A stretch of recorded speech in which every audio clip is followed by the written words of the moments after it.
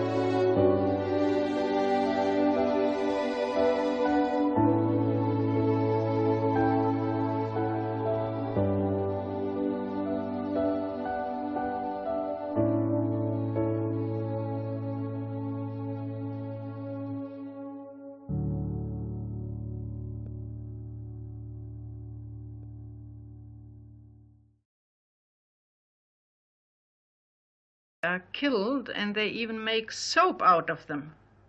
I know that.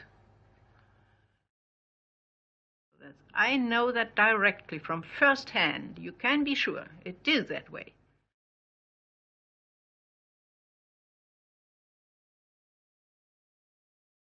Futile attempts, which they knew by any logic that they can't succeed, to jump out from the lorries, which takes them to the gas chambers, which are only perhaps less than a mile away, and which were already stoked, and the fire was coming out from the chimneys.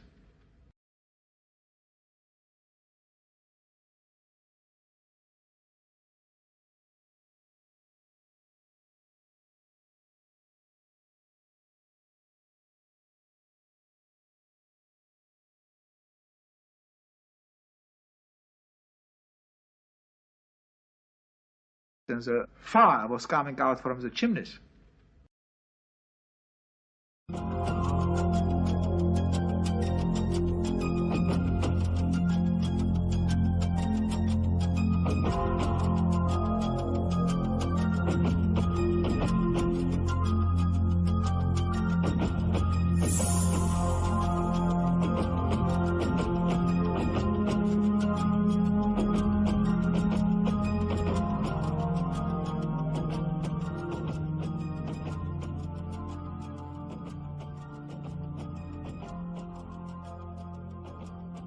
There was a man in the United States called Henry C. Morgenthau, who was the Secretary of the Treasury and a very close friend of the President, Franklin Roosevelt. And Morgenthau wanted vengeance on the Germans. And he drew up what became called the Morgenthau Plan. And he presented this plan to Churchill and Roosevelt at a meeting which was held in Quebec City in Canada in 1944. Roosevelt and Churchill signed the plan to reduce the population of Germany. The death of 20 million people was approved, and then the press got a hold of this in the States and Canada. So Roosevelt, in the autumn of 1944, disowned the plan and said, "Oh, I don't know how I could have signed that." But he did. So he said, "Of course we won't do that." But then they went ahead secretly, planning to do just that. And the deaths of the prisoners was the first step, and the deaths of millions of civilians more by starvation. I only revealed the French and the Americans. The Russians finally revealed their own deaths, which was 500,000 German prisoners.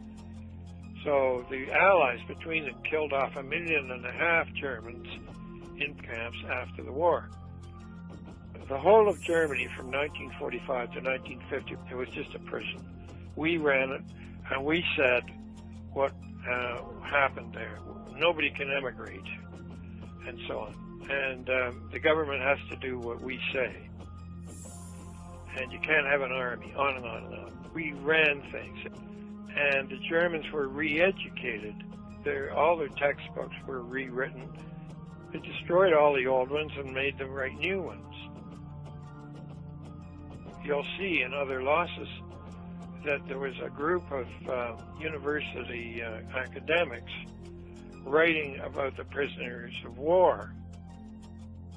Willy Brandt. He took over the books that these academics were putting together, and he told them not to say anything that would upset the Americans.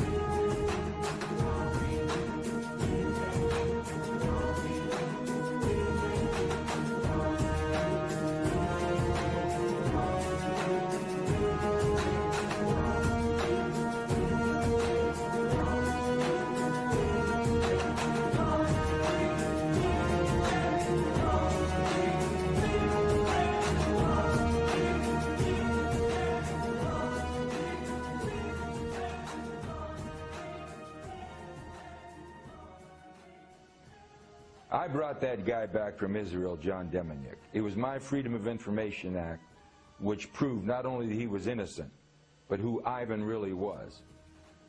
The case was so sensitive, members of Congress would say, Jim, I love you, but please, don't involve me.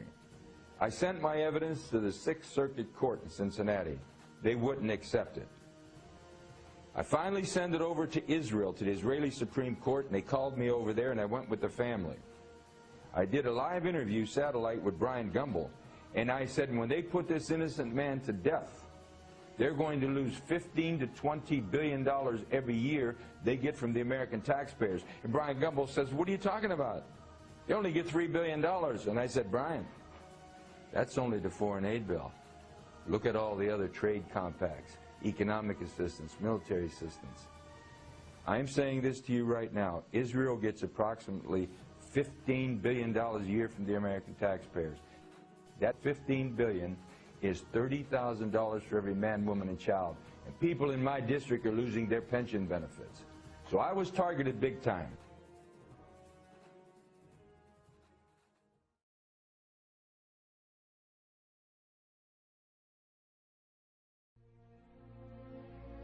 Ja, das deutsche Volk war ja damals eine Demokratie vor uns. Und es ist ausgeplündert und ausgepresst worden.